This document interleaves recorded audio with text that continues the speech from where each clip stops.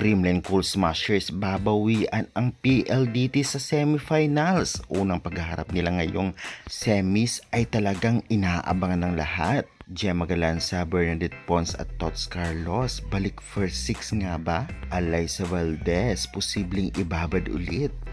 Kyle Negrito, mukhang siya muna gagamitin at si Gia ay reserba. Lahat niya ating itatapik sa laban ng Kremlin vs PLDT sa semifinals ngayong araw. Kaya before that guys, please naman, huwag niyong kalimutan mag-like, comment, and subscribe and pa-hit the notification bell for more PBL UAAP volleyball updates dito sa Pilipinas. Maraming salamat sa support. Pa-like and share na rin and pa-follow sa aking Facebook page for more volleyball updates. And avail na rin kayo ng ating mga products sa baba dyan. Kremlin Chocomucho t-shirt, sports shoes, sports bag at iba pa. Maraming salamat. May discount na yan basta gamitin ang aking link. Well, sa pag-uumpisa nga ng laban ngayon sa semifinals ay pangalawang game ngayon ang ating bibigyan ng preview.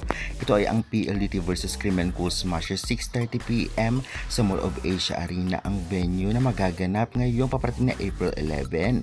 Magandang laban to, lalong-lalo pa alam naman natin ilang beses nang tinalo ng PLDT ang Kremlin. Hindi lamang ngayong conference na ito, kaya tiyak sabik ang CCS na makabawi sa PLDT.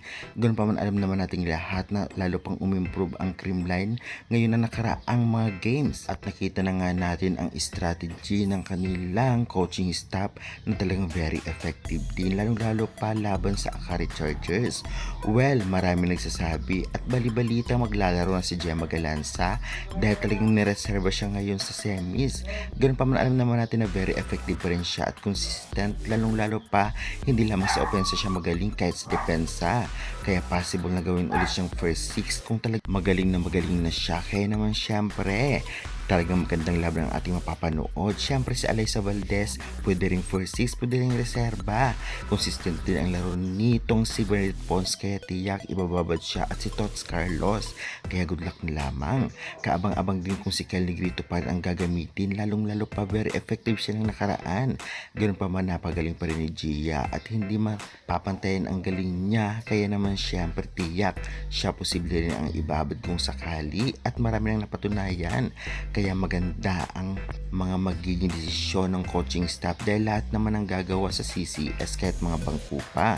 Samantalang sa PLDT naman, alam naman natin napagaling nila hindi lamang sa opensa, kahit sa depensa at blockings ay talagang grabe. Napakagaling nila, especially itong ngang si Baron sa middle, samahan pa ni Mika Reyes. Grabe yung duo nila, ang galing talaga. At syempre, ang opensa nila sa open, lalong-lalo pa si Davison, samahan pa ni KKD na matatangkad at very effective, at si Kat Arado naman sa depensa at sa setting, kayang tapatan ni Fajardo, si Gia o si Kelman.